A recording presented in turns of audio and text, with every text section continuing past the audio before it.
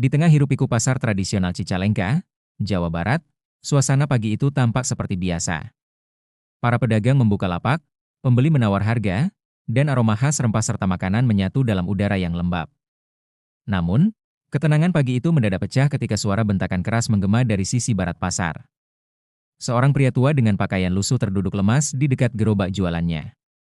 Di hadapannya berdiri sosok berseragam polisi, lengkap dengan wajah arogan dan mata tajam penuh amarah. Oknum polisi itu, yang belakangan diketahui bernama Bribka R, tanpa belas kasihan memaki sang kakek, menuduhnya tidak membayar uang keamanan bulanan. Tak hanya itu, ia menyiramkan sebotol air bekas ke tubuh kakek itu sambil tertawa kasar di depan orang-orang yang hanya bisa menonton dengan takut. Kakek tua itu adalah Pak Idrus, pedagang tempe dan tahu keliling yang dikenal ramah dan jujur.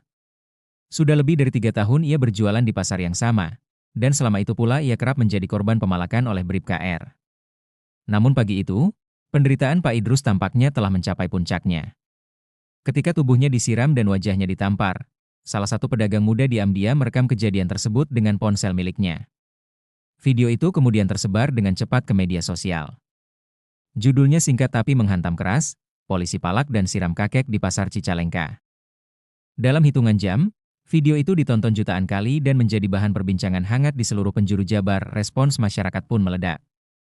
Gerakan solidaritas untuk Pak Idrus bermunculan.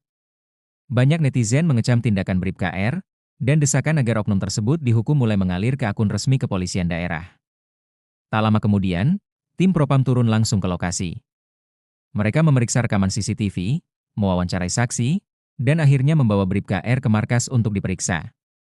Dalam waktu 2 hari, ia dinyatakan bersalah karena melanggar kode etik berat dan diberhentikan secara tidak hormat dari institusi kepolisian.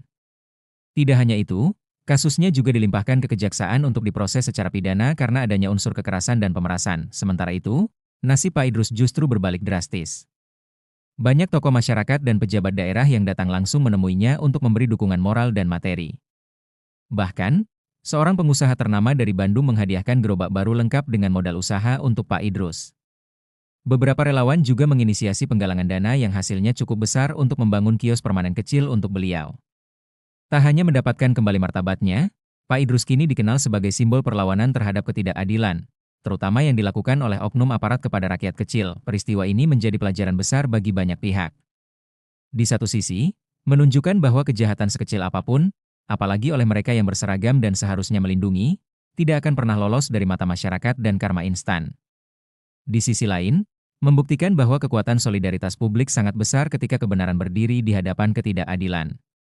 Kini, setiap kali pagi datang di pasar Cicalengka, tak hanya aroma tempe goreng dari gerobak Pak Idrus yang menguar, tetapi juga semangat baru, bahwa siapapun, bahkan seorang kakek tua sekalipun, punya hak untuk dihormati dan dilindungi.